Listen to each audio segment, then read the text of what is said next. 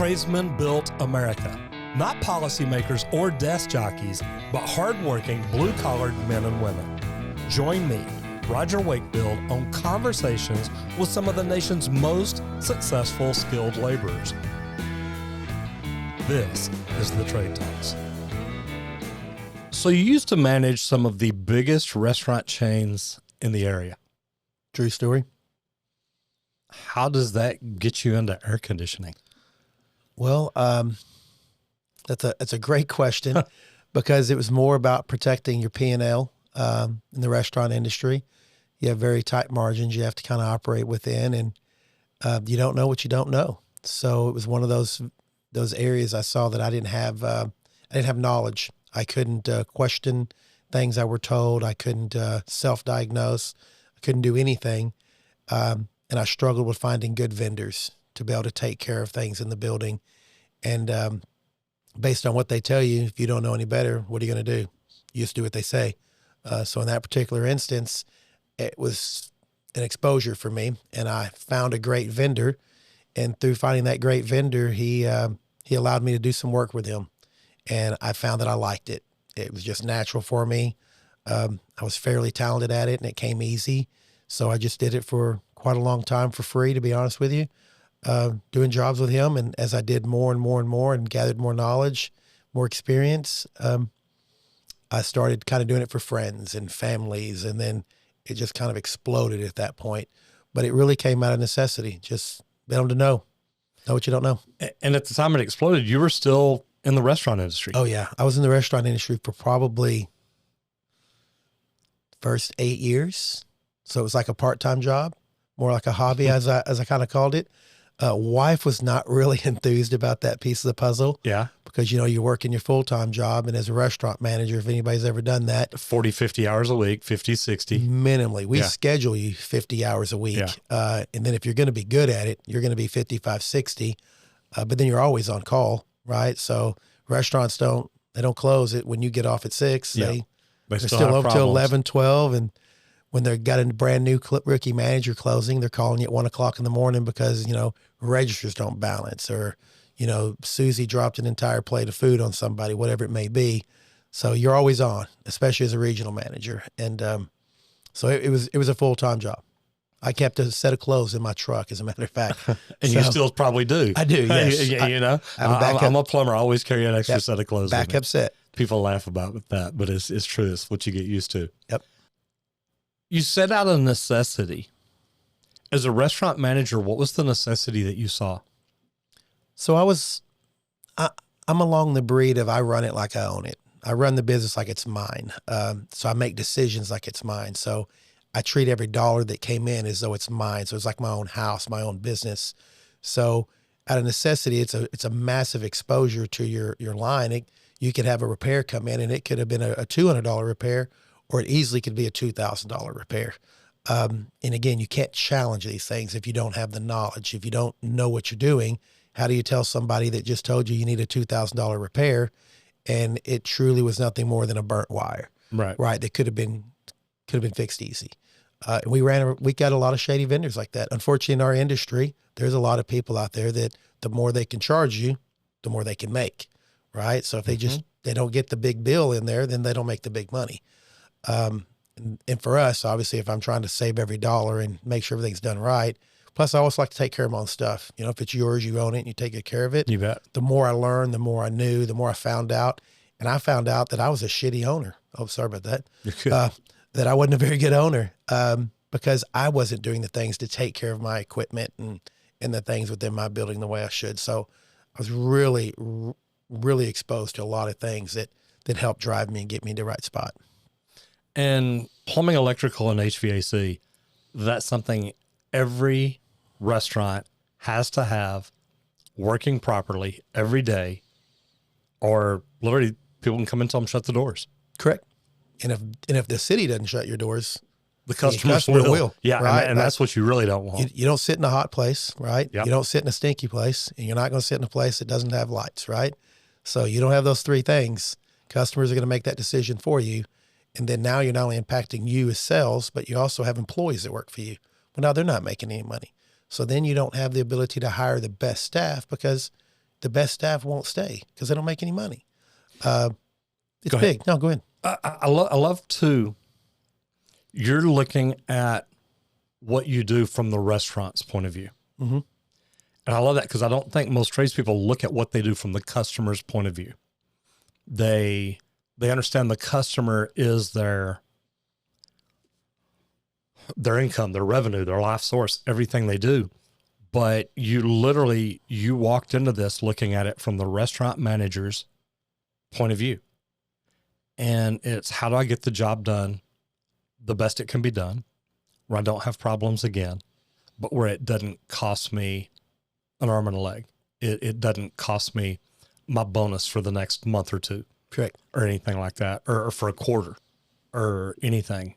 And the restaurant business is really big on, they do work the managers hard. They do work them long, but they also reward them well when things go right, when things go like they're supposed to. And I love that because I look at the marketing as I get more into social media and marketing and teaching other people. I know it from the tradesman's point of view, the trades company owner. Mm-hmm. I understand, you've got a set dollar amount that you should be spending on marketing every year. Are you getting your best dollar for your buck, your best bang for your buck when you do that? How did you, what was the need that you saw that made you want to go into? Because you didn't just go into HVAC. You really went into it with the mindset of, you're going to take restaurants, small commercial buildings that the big HVAC companies don't want to do.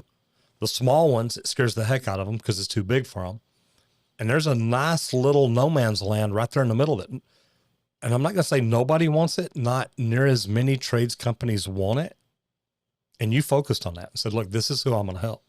I think it, like, again, as we were talking earlier at breakfast, it kind of accidentally occurred, right? So no one's going to have a marketing plan where they're going to go out and say, you know what, I'm going to go work in an industry. I'm going to have hundreds of people work for me. And then I'm going to hope and pray they're going to call me when I finally become a full-time company and let me come do work for you. So that accidentally occurred. But I think the biggest piece of the puzzle is that I focused on you as the individual to be my marketing plan, because if I come in and do a good job, then you're going to call me. Right. But you're also going to be in the room when there's a conversation about things, and you're going to be my greatest advocate, right? If I understand how your life is, and I can make your life easy as a restaurant manager, because who do you call when your toilet paper dispenser falls off the wall? There is no Google search. It's not in the book. Right. So we take the word no out of our vocabulary. Yeah, we're HVAC guys. Yes, we fix your ice machine. Yes, we work on your fryers. But when you come in here and there's a door missing off of a cabinet somewhere or something that's not done, the restaurant managers don't know who to call.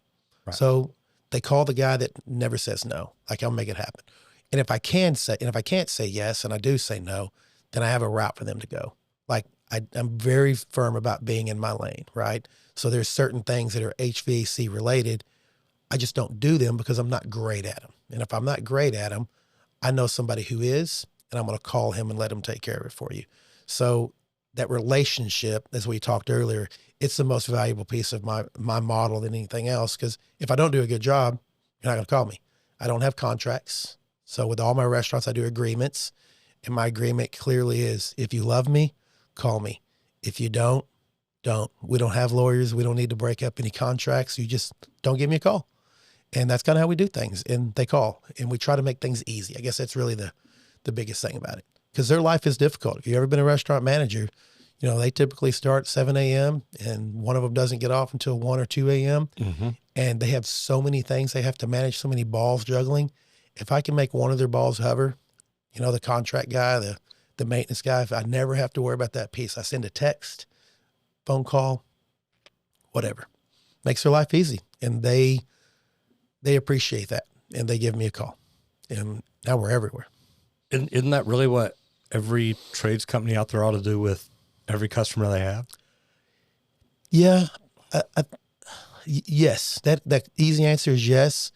The hard answer is they want to, but maybe they can't, because as you get big, you've gotten big, you start kind of getting disconnected, and you don't be able to have that relationship with your customer. Like, they don't have your phone number and call you directly. So we've tried to find a way to make that happen with having numbers that can be sent from different phone numbers. Because when you call and you're a manager and it's 9 o'clock at night and you have an issue, it is the most important thing in your world right now. And, you know, whether drains are backing up or the AC stopped working for a major event you have going on, they don't want a voicemail. They don't want a call center. They want to talk to somebody. And 9 times out of 10 on events that happen like that are sudden, they're typically something that can be fixed over the phone with them. And we give them tech support. We turn a restaurant manager into HVAC tech for just a few minutes. It's a little stressful for him, but at the end of it, he's like, man, that's way better than waiting the hour and a half for somebody to get here and then paying $300, $400 for an after hours late night charge. They paid nothing. And now they were able to solve the problem. Everybody's happy. None of the customers are now wearing this guy out, and he got it done over the phone. So, and he learned something, and then he appreciates us more. You know, and the appreciation is the big part. One of the first similar type jobs I did, I was down in Austin. I had gone to work for a service company. I had done a lot of new construction, apartments, condos, stuff like that. Prior to that, even some houses. And I went down to Austin. I got a job at a service company. Now, I had done service here in Dallas for a little bit, but when I got down to Austin, literally, I got hired at a service company, and they were teaching me as I grew. So it's the first time I'd ever been on call. First time I ever, went on a call at, midnight or whatever. And the funny thing is, I remember we got a job at a Houston's restaurant down in Austin, and they had sewer leaks. So they had sewer flies. It was right under a main kitchen where a P-trap was that we knew it was broke. And we ended up tunneling up under there. And this is before I knew what tunneling was. We were literally digging the holes ourselves. Mm-hmm. So they weren't, 3 foot by 4 foot and giving you all the room that you need to tunnel up under a house like we do. And we literally tunneled up under Houston, replaced the sewer line, the P-trap, everything. They never shut down.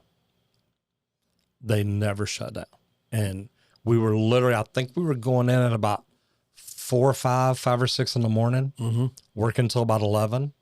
They did not want us in there working from 11 to 2. Yep. I think we talked them in 11 to 1 and said, look, we'll take a 3-hour break, but man, to take a half a day break in the middle of the day is kind of hard. And then came back, and I think we worked from like 1 to 5. Mm-hmm. So, we were getting some overtime, which is great for us, but we literally came in there every morning. We're tunneling under a restaurant. And of course, when there's a sewer leak, grease lines, stuff like that, under a restaurant, it smells nasty. Everyone knows. Oh yeah. And we were trying to use reverse air fans that we were pulling air through. Mm-hmm. I mean, we tried so many different things, but when we got done, the manager's just like, look, I cannot even begin to tell you how much I appreciate what y'all did, because we made it where it was flawless to them. They never slowed down. And a lot of plumbing companies don't do that. They're like, look, we're going to come in, we're going to tear a hole in the floor, we're going to do this, we're going to do this. Y'all need to shut down for 4 or 5 days. Yep. And that's where I started learning, how do you look at all the options? Mm-hmm. How do you find another way to do it? And it really, stuck with me to this day, tunneling under a restaurant in Austin, Texas to fix a leak. And it's like, this is nuts. Yeah. And that's one of the things that most people don't understand is that yes, it made your job more difficult, right? But what you did is you took that difficulty and you take it away from the team that's going to have to live in that world. Because when you get off at 5 o'clock or 6 o'clock, whenever you guys closed up for the day, he was still there or mm-hmm. she was still there, right? Yep. And they had staff that's now complaining to them. And then they got customers that are now complaining to the staff. He's complaining to the manager. He's the one, right? Like he's in the middle, and he has to deal with you, trying to coordinate you. And then he's got to deal with them. And then he has a whole other set of bosses that are dealing with him. Oh yeah. Like, hey, what's going on? Hey, he's got 4. He's got us. He's got to deal with. He's got his employees. He's got to deal with his customers. He's got to deal with, which are the real bosses. Yep. And then corporate. Yeah, his supervisors that are coming down, going, "Hey, why are you guys down in sales? Hey, did you not know that we had this going on?" And since they don't get to see it, they don't understand the gravity of it, right? They don't work in it. They're not there. So that's a lot of times. Like you don't even see us. We don't even show up in restaurants between 11 and 2. Most service companies don't even know that. Like they don't, hey, we're going to get there. You're on my list and you're the third call. Right. So we schedule our calls accordingly. And luckily enough, I have some restaurants that open super early. I have some that don't open till 9. Employees don't even show up till 9. And then they open at 11. So I got a 2-hour window. Get in, get it done. Right. So we got to get in there. So we stock our vans accordingly. And as we've learned, like, in the trade, like there's certain things that go bad. They just break, and they break on the regular. How many of them can we have on the truck? Right. So Yes, there's days we have those. And then, it's just the education. Like we come in and we educate the team and we try to help them help us. Sometimes it works out great. You find that manager, he's like the diamond in the rough. He's wonderful. Then you find some that are just like, it's too much. It's overwhelming for them. Oh, yeah. They can't deal with it. They just, please fix it. Please fix it now and get out. Right. So, and we don't take offense to it, but it happens. So, yeah. And the neat thing about it is I used to be a restaurant manager too. It's a lot of work and I completely get it. And the last thing you want to worry about when you're a restaurant manager is the walk-in cold enough? Are the customers happy and comfortable? Is the air conditioner out there working? So it's neat to see what you're doing. Take just a second and tell everybody who you are and exactly what all you do. How far you want to go back? I have a very weird past. So I joined the Marine Corps right out of high school. Loved that. Best thing that ever happened to me. Taught me a lot of discipline. I left there, became a police officer, and I was a police officer for an extended period of time. And then I switched over to the restaurant management field, and I was there for 18 or 19 years. And then at that 18, 19 mark is when this trade kind of kicked in, and it just was a very scary moment. I'm not going to lie to you. I had a wife and 4 children at the time. All of them were in school, and they were on the latter portion of the school. So, a lot of demand of time and finances and all the things that go with that. And so there was a huge fear factor. Sold my truck, my personal vehicle. So I didn't have a personal vehicle for a long time. I started driving a van, and I just kind of went into it with a mindset, you just got to go, right? I mean, it's demanding something from you. And it got so busy that the guy that I hired to be my partner in this deal, it was taking him. He had another full-time job. So we were both working opposite shifts of each other, and we just, we blew up, and we decided to take the leap. So we stepped in, we started Olsen Air, and we just started taking care of anybody who needed something. And there was no job that was too small, obviously, when you're trying to feed the family. And then there was no job that was too big, even though it probably was too big. And we probably dedicated more time into it, but we were being paid to learn. So we didn't charge like a big company would. And we made a lot of mistakes. Obviously, most of them we ate, all of them we ate.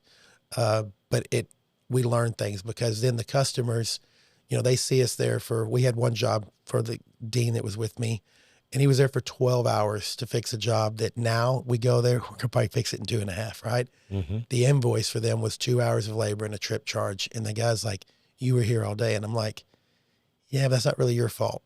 That's kind of our fault, right? So those built relationships with those customers, and they knew we were truthful, we were honest, we didn't hide anything. And very few people are going to be able to say that they called their repair company and they go, no, you're right. We messed that up. We're going to make that fix, and it's on us. We'll be out there today, right? Warranty works only Monday through Friday between 8 and 5, right? You get a call on Sunday for something you installed on Friday and it's not working. You better get out there. I got to get out there, right? You bet. And those sacrifices that we make, and I tell my sons and I tell everybody that works for me, only great success will come from great sacrifice, or they're willing to do so. And we've done that, and it's paid off over and over and over again, because we treat them like it's us, right? Like if I was going to go to Dean's house and do a job, if it wasn't done right, why should Dean pay me to do something that wasn't right? So we try to treat everybody the same way. And, there's a small fraction of your customers out there that are unreasonable. And you fire those customers. I mean, you can't continue to do things. Promote them to somebody else. Right. Yep. For sure. So at that point in time, we've just kept that mentality, right? We're not perfect. And I will tell anybody and everybody where we will make mistakes. I hope it's not on your project, but But I will tell you this, you have zero risk. If we do mess it up, we are going to come fix it. Yep.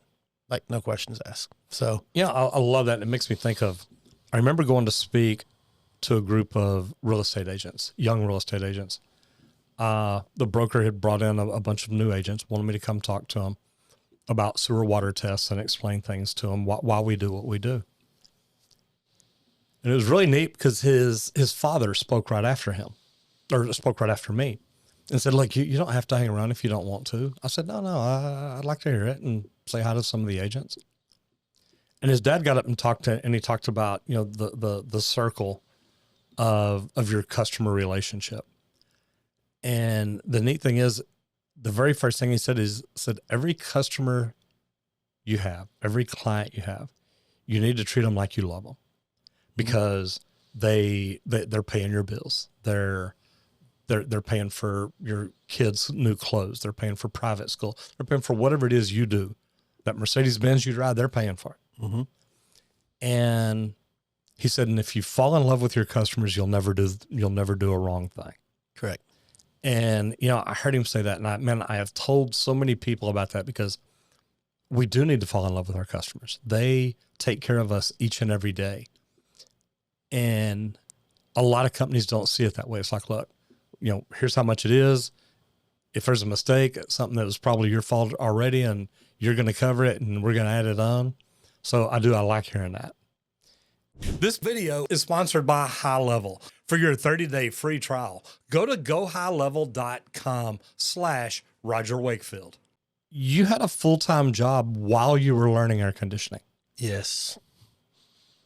I have people tell me all the time, I want to quit. I want to get into plumbing. I want to get into HVAC. I want to get into electrical, but I can't. Of course you can. I'm like, if you want to do something bad enough, you can do anything. But you got to sacrifice. I mean, that was the thing. So some people pay, right? You go to college, you pay to be in a class. So some people pay with, you know, financial means. You bet. Hard-earned money. Other people pay with blood, sweat, and tears, right? Mm-hmm. Like, I can tell you that when I got into this, there was nights that I'm working and I'm questioning why. Like, what am I doing, right? Right. You miss a kid's event. Just got off the phone with your wife. She's upset with you. You know, she's telling you that her needs and concerns are not being taken care of. Your Absolutely. Kids are missing out. You're sitting in this attic and you're just going, is it all worth it? Is it? Right?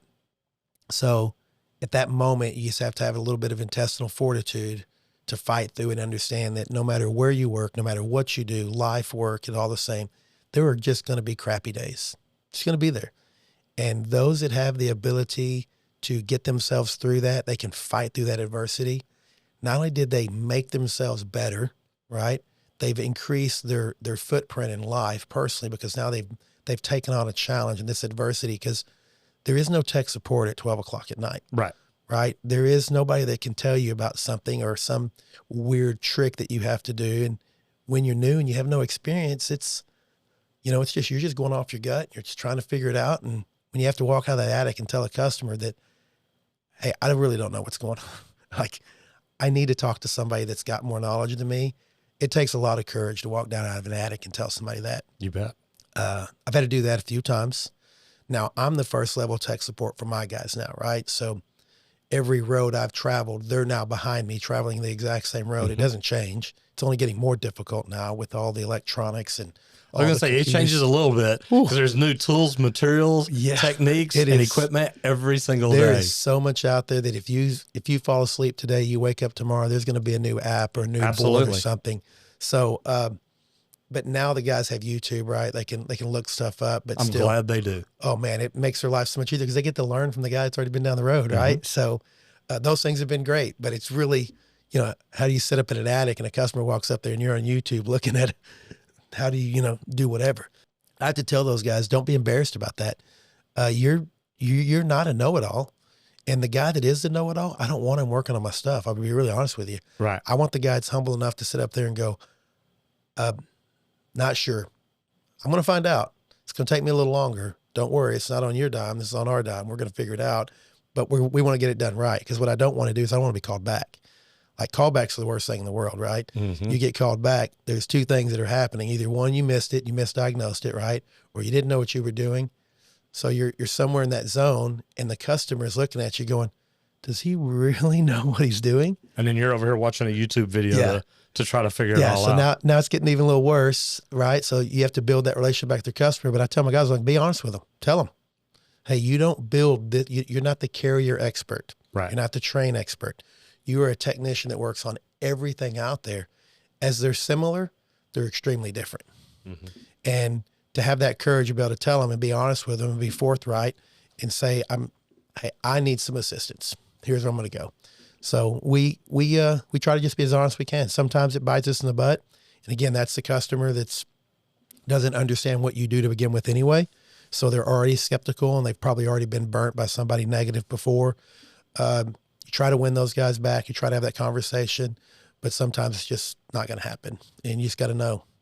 And we just always want to get, I tell my guys at the end of the day, if you can go home and go to sleep and know you did the right thing and you did everything you could to make it right, you're good.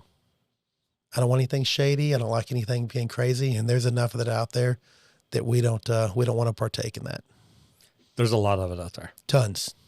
So tell everybody again, what's your name and what's the name of your company? So my name is David Olsen, hence Olsen Air. And we've been around officially by tax records and all that. I think we got around 18 years now, maybe a little less than that. It's been a great journey. Been a great ride.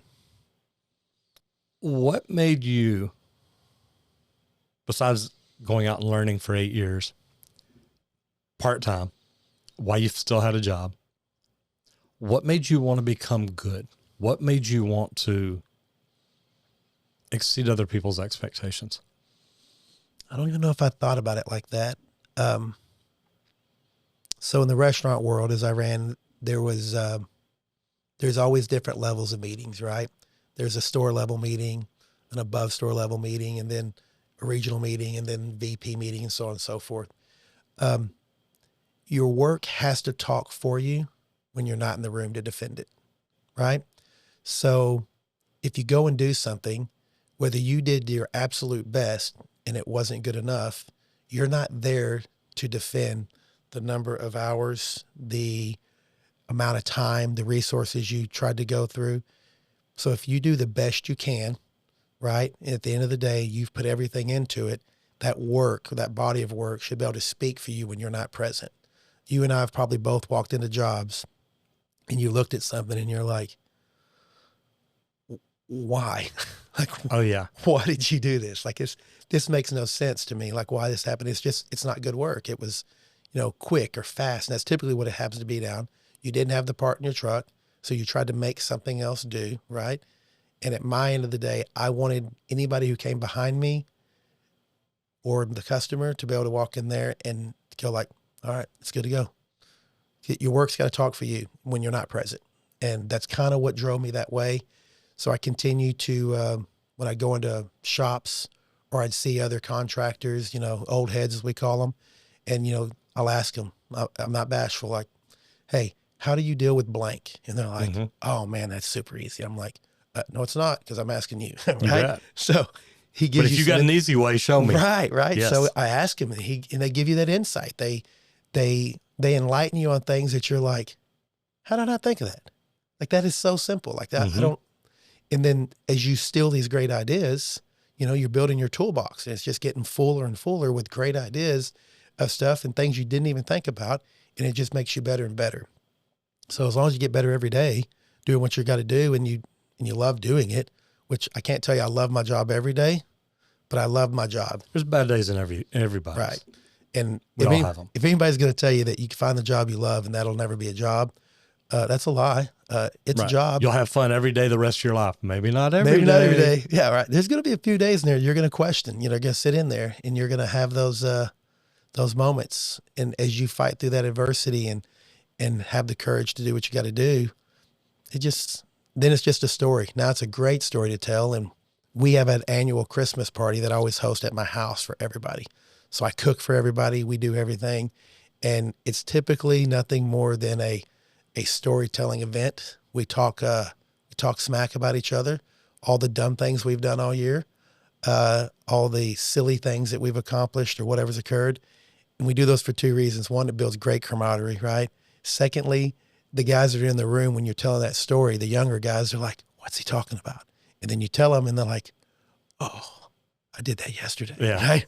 So it helps them get through those things and lets them know that, yeah, I know I've been doing it for 15, 20 years now, but I have my days, right? It's just there. That's what it's all about. It is. Yes, sir. So you worked for 8 years to learn the trade. Yeah. And I mean, we're still learning, so I don't, For sure. I don't mean anything like that. Did you ever go to work for anybody else as like a journeyman, just as, hey, I'm a journeyman HVAC guy? Not as a paid spot, right? It was all with he's my best friend now. We've been friends for almost 30 years now. And he's the one that kind of taught me at it. I kind of found him as he was getting into the DFW market. And he always tells a story that he had a 21-year plan to get me back because he came into the store and I was a restaurant manager and he was working on something. And while he was working on this item, you know, some things break while you're trying to fix the item. Bet. Nothing to do with the guy, nothing to do with it. But again, I'm that manager. I got no idea. And I'm like, well, if you broke it, you pay for it. Right. Right? Like that's you. Like if I go out to this customer and I'm delivering food and I pour it on their shirt, guess what I'm doing? I just bought a shirt. Right? Yeah. So I was explaining that to him and he was explaining to me or trying to explain to me, but I was extremely hard-headed saying that that's not how this works. That's like that broke because it was connected and so on and so forth. And we got in a pretty heated argument. He told me then, 20 years later, he tells me, I was like, I wanted to take you out back and I wanted to kick your ass. And I'm like, yeah, I probably did too. If I'd be in that stage now. Right. He goes, but, you know, you've evolved and I've evolved. And now 21 years later, you're living my life.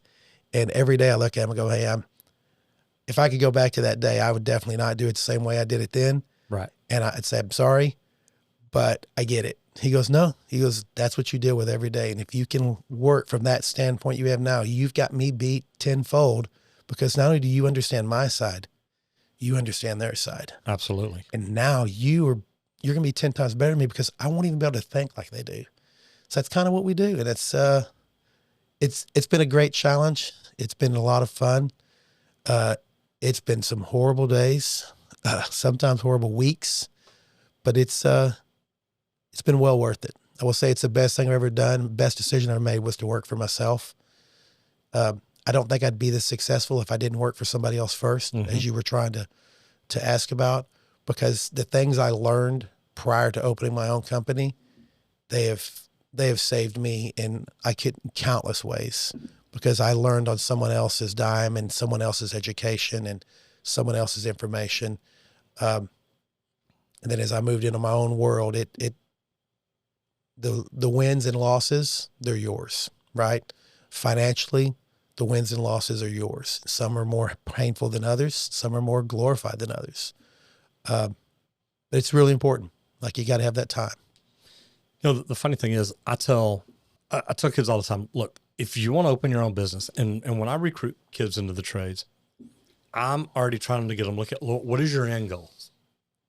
Do you want to own your own company one day? Do you want to manage somebody else's company one day? Do you just want to be the best plumber at that company one day? It doesn't matter. What's your niche? What do you want to do? And when I was an instructor in a union, I'd always ask the apprentices the first night, it's like, how many of y'all want to be a good plumber? And, you know, of course, everybody raises their hand. Who's not? Who wouldn't raise their hand? Exactly. Who wants to be a good plumber? No, not me. No, but then you go into who wants to be a good foreman? Yeah. About half as many hands go up. For sure. So I'm like, okay, you just want to be a plumber. There's nothing wrong with that. And I go all the way up to how many of y'all want to be a good superintendent? And then how many of y'all want to be maybe a project manager? And then you go to how many of y'all want to own your own company one day? And all the hands go up again. And it's like, you understand, you've got to know all these steps along the way to be good at them. For sure. You don't just go from being a good plumber to being a good owner. Nope. And to me, one of the smartest things people can do are go to work for a company that does things the way they want to do it. Meaning, if you want to be a little Chuck in a Truck HVAC company, go to work for Chuck in a Truck. Learn how he does his day. He wakes up in the morning, he checks his voicemail, he writes down the 3 calls he's going to run that day, and he gets out and he doesn't check it again until tomorrow. Yep. Great. If that's what you want to do, man, go for it. If you want to run a truck a company that's got 20 or 40 service trucks, you better work at a company like that, because you need to move up in a company like that to see how the systems and processes work. Save yourself some time. Don't reinvent the wheel, right? Yeah. Like the guy you said, chucking the truck, he may check a voicemail, he may get text messages that gives him his call load for the day, right? The guy's running 40 trucks, he's probably got an iPad inside the truck, and he's got an entire list of calls, and he's probably got a company phone, and his job load can change from right now. Like emergency calls come in and you get yanked and you're gone. Hey, we need you over here. Right. So there's different aspects of it. And I will tell you that I've honestly thought about it at some point in time, because as our company's growing, I sit back and think, how are they attacking this problem that I'm having now? Right? Like I'm having a dispatching problem. Like I am call receiver, I am call dispatcher, and I'm tech support. Well, in the middle of a super hot day in July, it's hard to answer the phone when you're still on the phone giving tech support to Bob, right? And then you're getting a phone call from a customer, and then you're getting calls from orders that have not been received, and, calls times that haven't been met, and you're literally on your phone. I looked at my phone log one day. I spent, of my 10-hour day, 6.5 hours, my phone was actively engaged in a phone call. And then when you get off, you've got 7 missed phone calls. So you go back and you call those guys back. Oh, yeah. And it could be a 3-second phone call, or it could be a 5-hour phone call. But in my business model, building that relationship has been so huge for me, and it's been so successful that I'm trying to find out how can I dispatch and be tech support and not lose that connection with the customer, and be able to, take that phone call from the restaurant manager or the homeowner that goes, hey, I'm hearing this, or this is happening. What's wrong? Right. And that's been my challenge. And I think the bigger companies may be walking away from not giving the customer the tech support over the phone. They're just a dispatch, right? You call a dispatch and they give us numbers, and then guy shows up. So it's a challenge on my side right now. I'm trying to figure out how I'm going to attack that piece of the puzzle and not lose my connection. Have you hired an operations manager yet? Or are you the operations manager too? You're onto something. Yes. No, I know I am. I can tell by talking to you. Yeah. I've got a guy, he's my lead tech, right? I've kind of started double hatting him. So not only does he run jobs and train techs, because my techs spend over a year in a truck before they get a truck.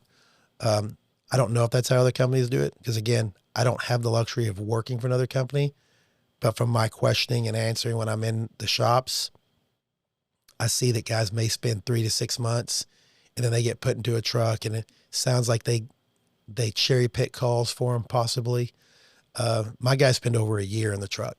Like I've got a guy that's been in the truck right now. He's going on his year now. He's getting close to getting out. And I'll cherry pick his calls, but we have such a wide variety of what we work on. We work on, if it makes it hot, we fix it. If it makes it cold, we fix it. If it makes ice, we fix it, right? So there's a lot of information in there, and we got to be able to see how they can do it. So to answer your question, long answer there, I've got a guy that I'm training to move into that mode, because I need to step away and not be actively in a truck all day long. And I can't be training a guy either. I've got to start building the footprint operationally to allow us to expand, because I think we're in a box right now, and that box is swelling, and it's something's going to give somewhere, and I'd like to control that give. So that's what I'm doing now. This video is sponsored by HighLevel. We've partnered up with HighLevel because we believe this is the best all-in-one sales and marketing platform to help you grow your business. For your 30-day free trial, go to gohighlevel.com/Roger Wakefield. Michael Gerber, have you ever read the E-Myth book? Say again? E-Myth, the book. I have not, no, sir. Michael Gerber used to be known, he still is, the small business guru. He's probably 84 now. Mm-hmm. God, probably maybe older than that.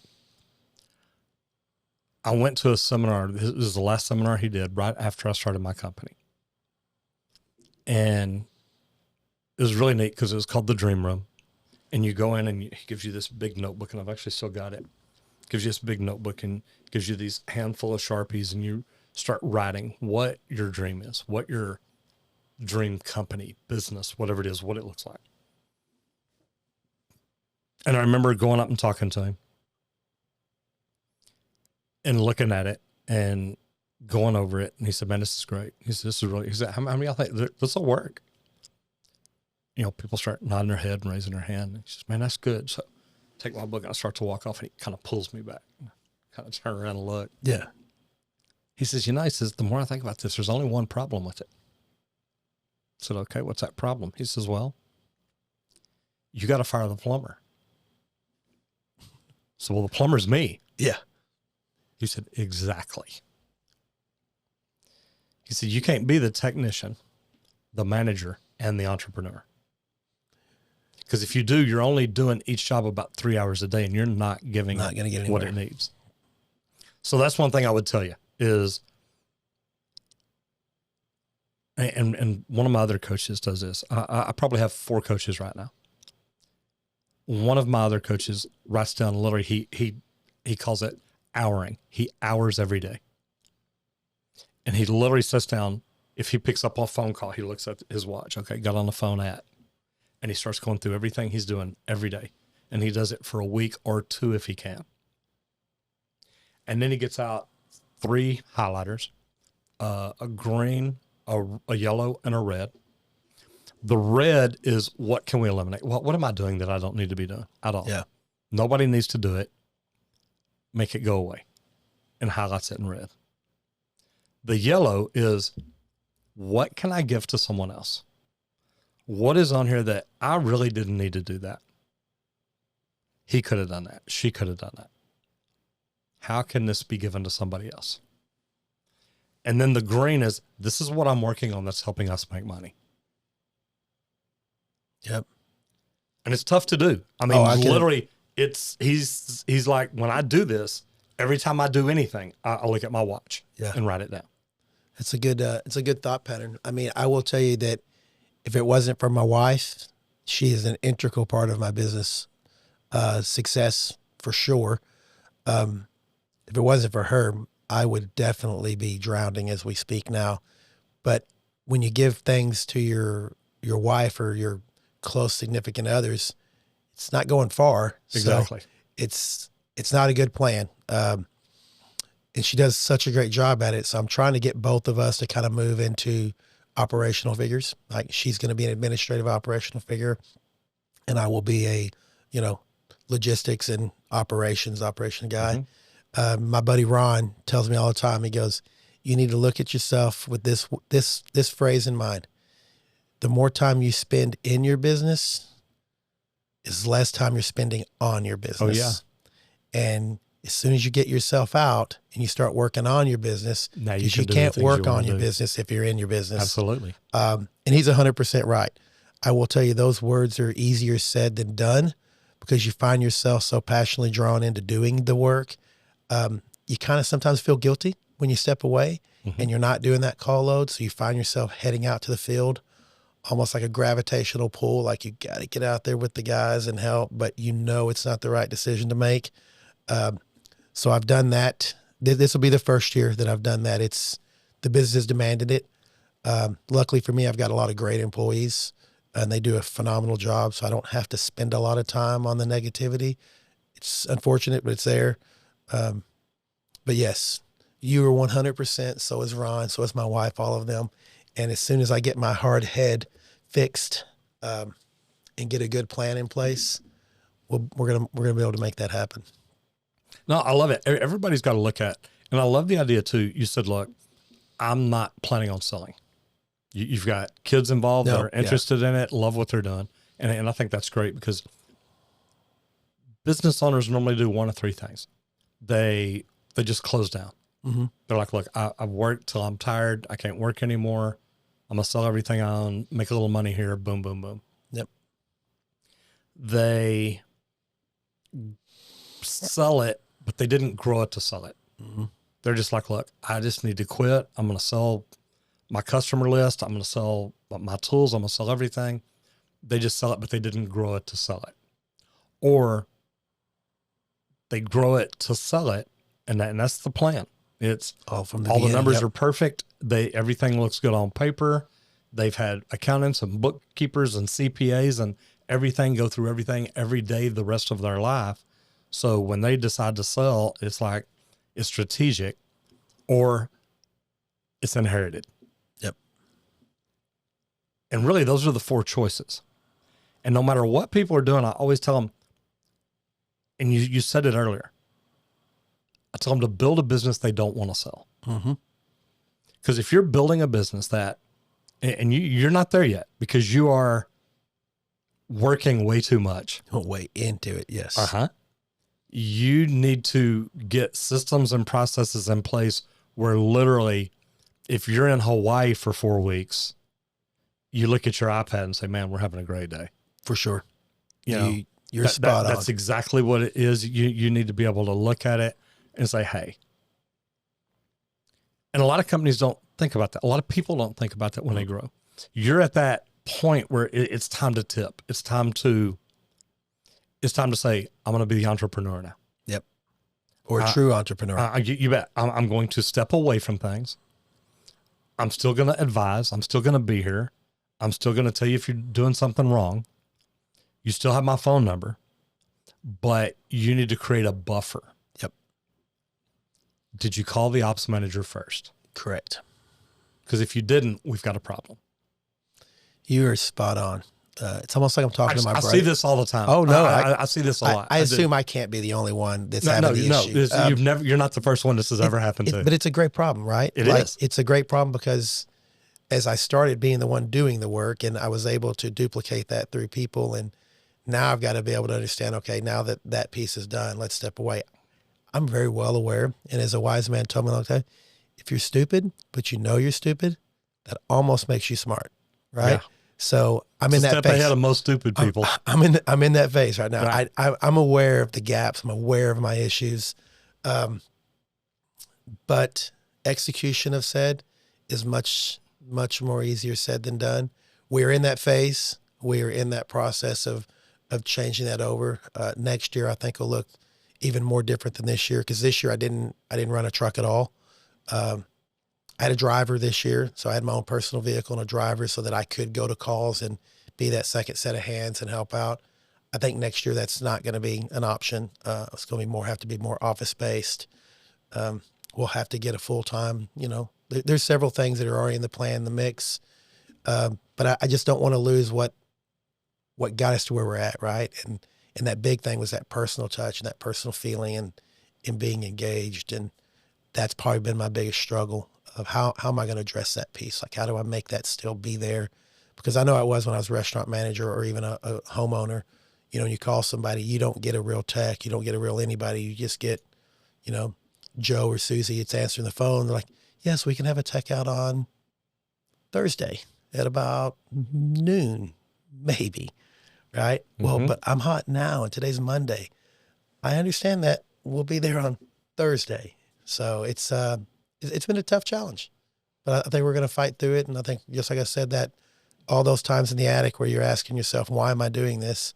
Now I'm just in an office or in a truck asking myself, how am I going to do this? Right? Mm-hmm. Like there's no more why, it's just how. Like, we know we're going to make it happen. We just got to figure out how to make it happen and what's going to be the best avenue. And I heard another good thing, and I attend so many conferences. I am a consummate student now. I'm a learner. I love to learn new things. And I remember a guy asking one time, he says, the question shouldn't be, how do we do this? Who do we know that can do this for us? Because then it really does, how do I do this? No, who do I have that I can move up to say, look, this is yours.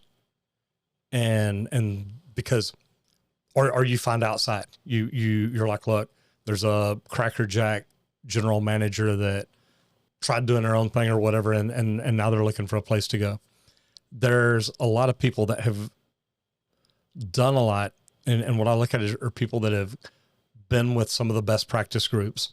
They've learned systems and processes. They know what the numbers should look like, and they can step in and say, hey, what are your KPIs that you're looking at? Well, have you thought about looking at this? And when you combine, it's like, oh my God, that makes so much more sense. For sure. And so sometimes that's good. But I thought it was really neat the way that was worded. Instead of how do we do this? Who do we know that can help us do this? Or who do we know that can do this for find us? a faster route. I mean, I've definitely explored that. I mean, like I keep telling you this, don't try to reinvent the wheel, right? No. Somebody's already built it. Let's use their wheel and we'll just make it better, right? Or at least may not make it better, but we'll make it work for us. Mm-hmm. So that's kind of where we're in now. Like that's the whole personal conflict within myself, right? Because I want to ensure that it's done right. So I'll probably have control issues. And if you ask any of my friends and family, they're probably like, yeah, he's got control problems. I do too. Look, that's, I'm a high D. I remember the disc assessment. My PCM is a promoter. I want to control everything. But what I've learned is if I get the right people in and explain to them the way I want it done. Mm-hmm. I was the employee that if you told me, Roger, this is how I want it done. That's how you did it. It's you never have to come back. You never have to say, wow, I need to run by and look at that to see if Roger did that. You already know. Look, I told him to do it. It's done. So that's the kind of way I've always tried to treat employees. Just do this. We don't do this. We don't do this. We don't do this. Mm-hmm. Well, then you see pictures in the deal. It's like, wait, why'd they use that fitting? And they know we're not. We're sure. We don't do that. Yeah. And unless you're looking at those pictures every day, you don't know. Yep. So that there is a happy medium in there. You could hire me to do something and say, Roger, look, it takes me 4 hours. I spend 4 hours a day doing this. I'm going to hire you. I'm going to pay you 8 hours a day to do this for me. Mm-hmm. Because that 4 hours that it frees you up, if it was 4 hours doing $15 an hour work and you can spend 4 hours doing $275 an hour work. Correct. Where's your time better used? For sure. Even if it takes me twice as long. Yep. And that was always a hard one for me because it's going to be like, well, yeah, I'm going to pay you 8 hours to do it, but then I'm going to have to step in and look at it to make sure it was done right. Yep. And you may have to do that a time or two, but then it's like, you know what? It's not done the exact way I do it, but this will work. And there's more than one way to skin a cat. There is, for sure. Always is. I mean, everything you're saying is 100% on point. And we're traveling that direction for sure. I know my team can see that. I am promoting guys within to different positions. I've got several key spots, right, that we're doing between project management's going to one guy and another guy's getting more of the operational. So he sets the jobs every night.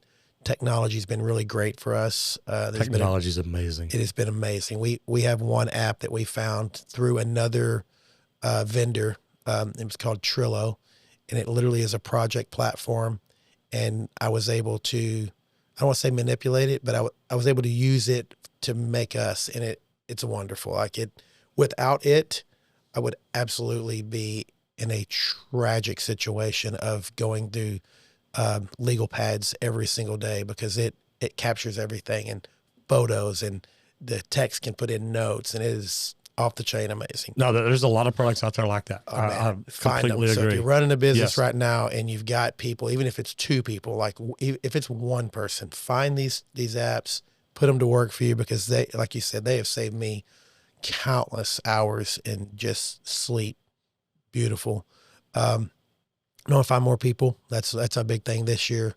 We're going to hire in some more folks, some for tech, some for administration, right? I've got a few baits out there, a few lines that have fish on them. I just haven't reeled it in. I don't know if that's from fear. Because you still want control. Yeah. No, I like I was just about to say, I was like, I'm not sure if it's from fear of losing control or if it is the unknown of, are they going to be able to do it as good as I want it to be done? And I think I'm going to have to step back into my restaurant management roots and my regional manager roots and know that I couldn't be a GM for all 8 of my stores. I had to just be a good regional for 8 GMs. And that's what I'm going to start setting up now. I'm just going to be a great owner for some great people that will filter that down through the process. So we're at that point. It's about that time to turn over and get everything square and learn all the things that we're not doing right administratively because we don't know what we don't know. So we know we have some exposure there that we need to address. But I will tell you, everything we've talked about today, it's pale in comparison to being an owner, right? You bet. It's the best thing I've ever made a decision. It's the most work I've ever put in. But again, you reap every bit of the pain, but there are way more rewards. And I was never exposed to that when I was growing up.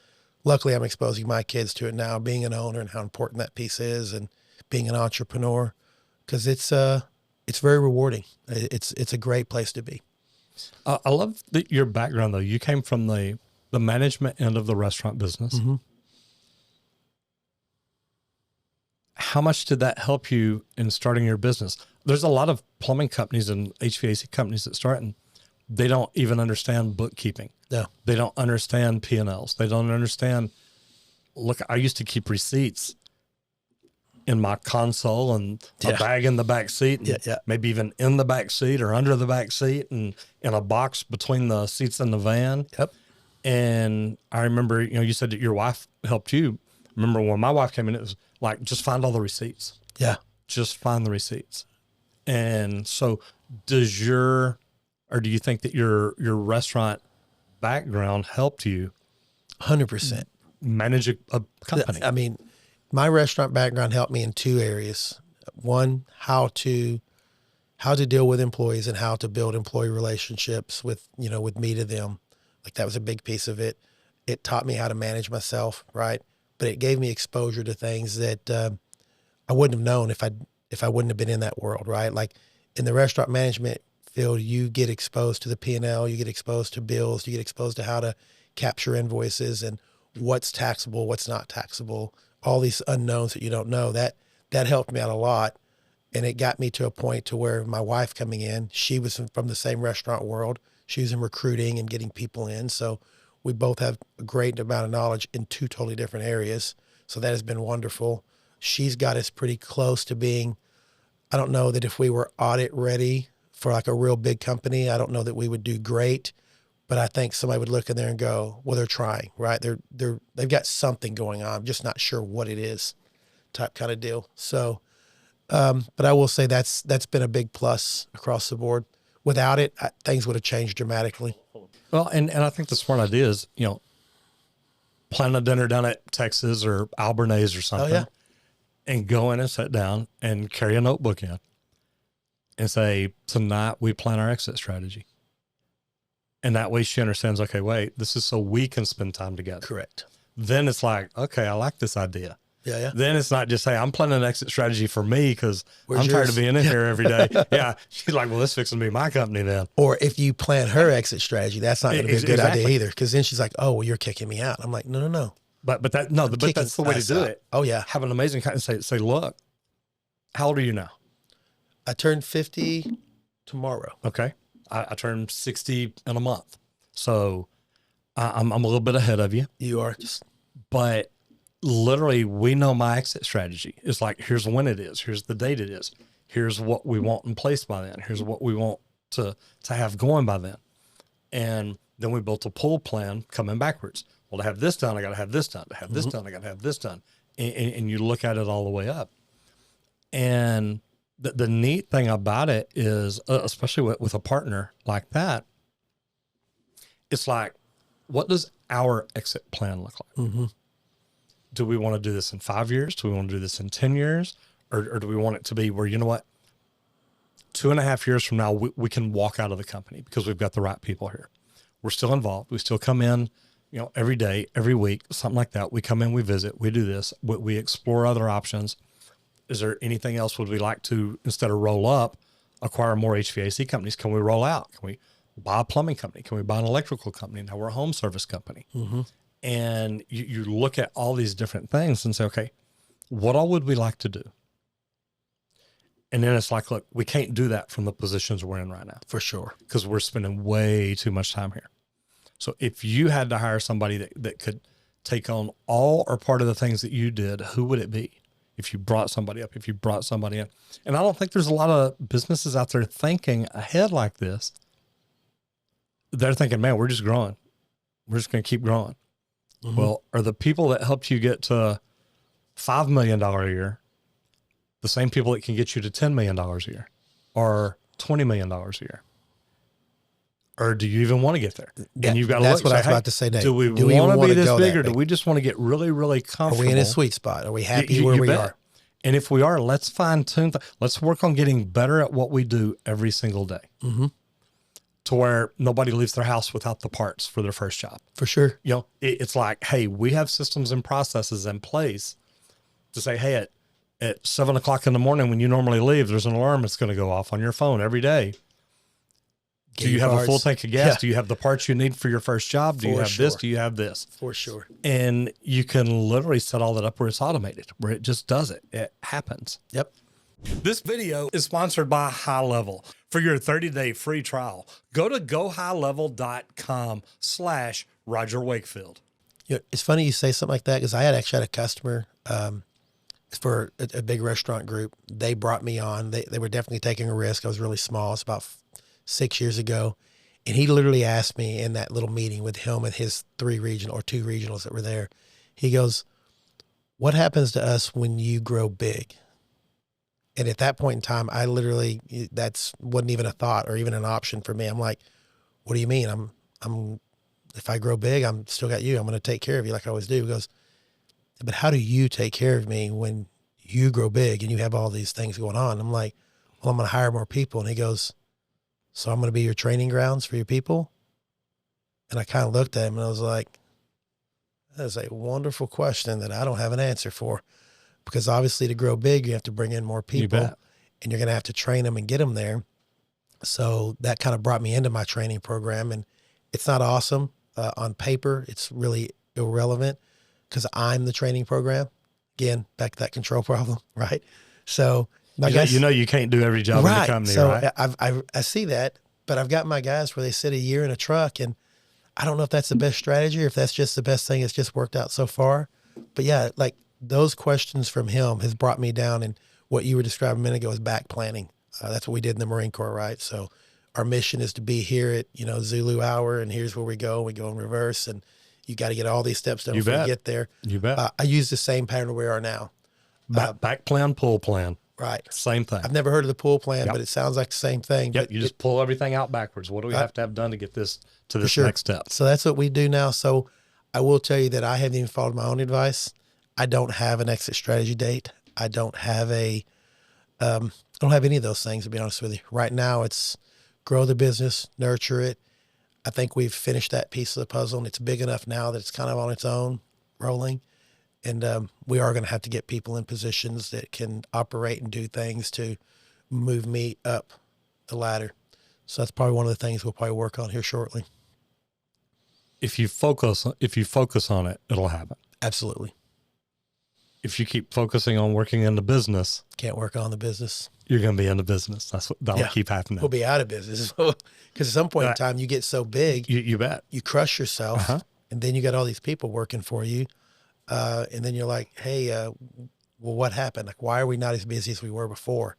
And I have all the matrix that I learned as being a restaurant manager, because we literally track sales by the hour when I was a restaurant manager. Did we beat last year's this hour? You bet. If we didn't, then we must not be doing something right. Right. So we're that side we got under control. The growth is there, but I think you can grow too fast. And I think you can grow out of business is what I think you can do based on what I've seen from other experiences I've been in. So yes, very enlightening conversation today. So my thought is, do you want to keep growing? The answer is I don't know. Because here's my thought. Say you're making 10% profit right now. Okay. To double your income, you've got to double your sales if you make the same amount of profit. What if you stayed the same size and improved your systems and processes to where now instead of 10%, you're making 20%? Correct. It's easier to manage. Correct. It's easier to manage a $5 million a year company than it is a $10 million a year company. 100%.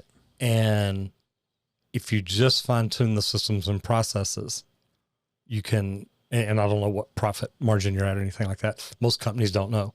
And I mean, I'm sure you do because you look at it every day. Yeah. But a lot of companies just think, man, if I'll just get more calls, I can grow, I can make more money. Well, not if you're losing money on every job you're doing. For sure. And the day I was told that, I mean, my eyes opened up and I was like, wow. Well, restaurant manager helped me on that. Yeah. Right? Oh yeah. No, that'll help you a lot because you're used to looking at numbers daily. Our P&L is so, I mean, when it comes to the operation of the restaurant, people think you come in there and restaurants are just making money hand over fist. Oh yeah. They are not. Right. They're lucky if you got a great restaurant and great operations and they're doing over $50,000 in sales a week, right? They're probably making 17 to 18 cents on the dollar, right? And that's not paying anybody in the home office or anybody there. That's just within that restaurant. Right. So in order to be great, you have to have a bunch of those places making 17 cents a dollar.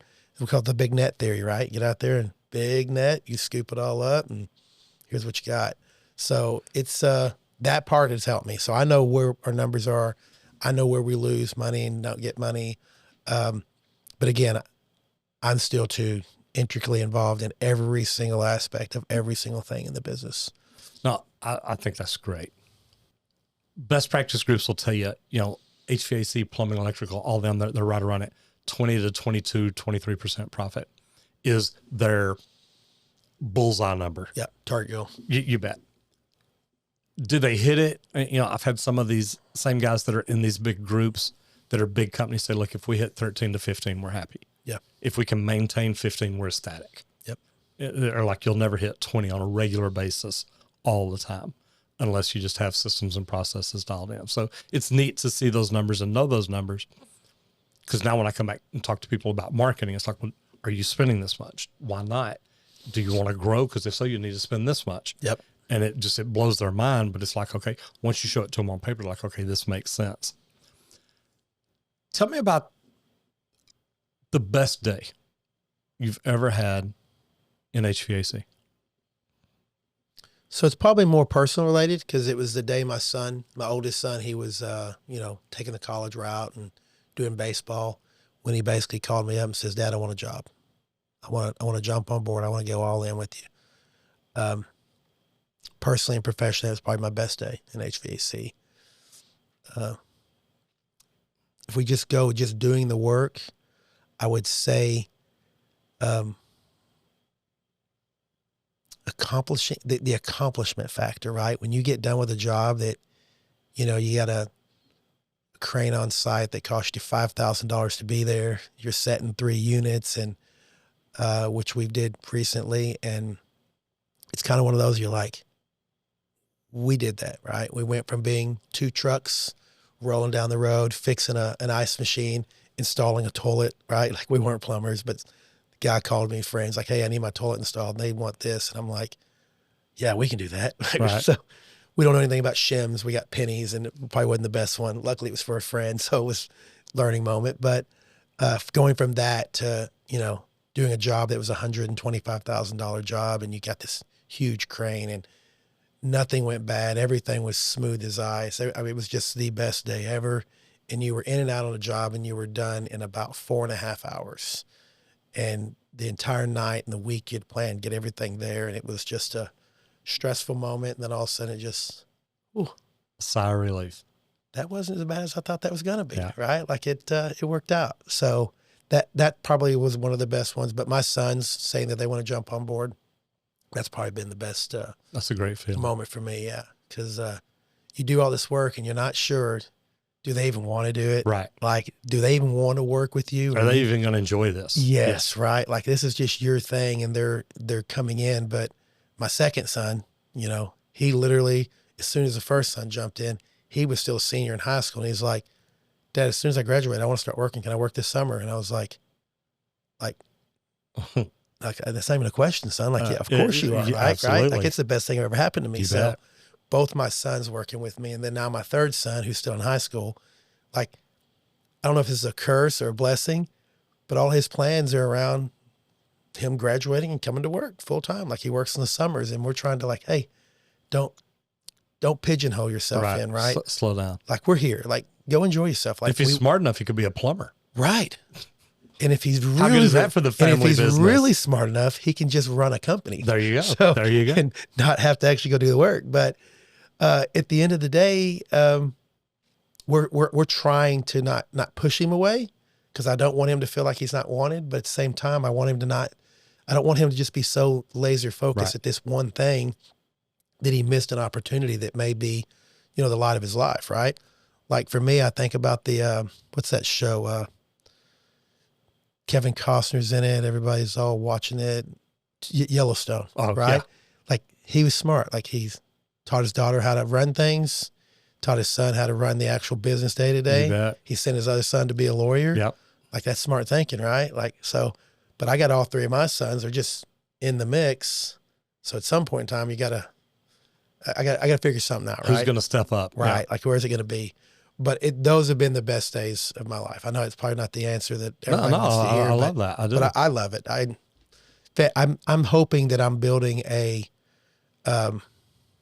platform or a job that my entire family could say, 50 years from now, established in 1980, whatever, whenever I established everything, and that could be on their trucks, and we're a 100-year-old company. That would be great. I know I won't be around when that occurs.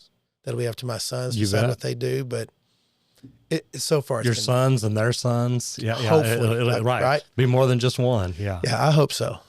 That's the hopes. So tell me about the worst day you ever had. The worst, well, I've mentioned that attic. There is my first install of an AC system that I did by myself. I have no helpers, no anybody. The guy that I did beg, borrow, and pay to try to show up was like 4 hours late. I literally took an install for an AC. To give some comparison here, we typically can install a full system in about 4 hours. My first system I ever installed myself took 12 and a half hours, and I had to come back the next day to finish up a portion of it. It was the worst moments of my entire life. Nothing went right. Where the unit was supposed to be in the attic or supposed to go back in the attic, obviously I didn't understand the difference between footprints made in the 80s and footprints made in the 2000s. So I was replacing a really old AC unit with a newer AC unit. Well, they're all bigger. All the ducts are different. Everything is different about it. And it was a horrible, horrible adventure. And then at the end of the day, I didn't do the heat load calculation correctly. And I should have sized them up and made them bigger, because they had an addition to the house that I didn't really pay any attention to. So they had a 3-ton, so I gave them a 3-ton. But I didn't listen, right? I didn't hear the cues that I hear now. Yeah. That this AC never cools the house. We can never do this. Well, it's because it's old. It's from the 80s. Right. So I just automatically assumed I'm going to give them the exact same size because it's newer, it'll work better, which is partially true. Mm-hmm. However, if you don't listen to the cues that your customer gave you, it's never going to catch up. It's never going to catch up. Yeah. So after doing and putting your heart and soul in something for 12 and a half hours, and then the very first summer you get a call back and it can't keep up. And you're just looking at, now you got a year of experience under your belt, and you're like, why didn't I ask that question? Why didn't I just do this? Why didn't I just put in so that was one of those moments. It was the worst thing ever. And it was super hot. I want to say those days we worked, it was 101, 104 all day long. And that attic was, I think I measured it at 148 degrees. It had no attic fans. It was nothing but convectional airflow through it. The attic doors open, and every time the front door would open and you'd get 100-degree air blowing, you felt it was the best thing ever. Yeah. Oh, yeah. So I'm like leaving their front door open, and they're like, hey, our house getting hot. I'm like, your AC is not working anyway. Yeah, don't worry about it. So just let me, it's getting hot in here. I'm like, it's really hot up there. But yeah, it was the worst day, like by far. That's rough. Yeah. This has been fun. Tell everybody again who you are and what you do. Yeah, David Olsen with Olsen Air, and we, if it makes it hot or if it makes it cold, we fix it. I love it. Basically it. It's a good way to look at it. Yeah. David, it's been fun. Thank you. Yes, sir. Thank you, bud.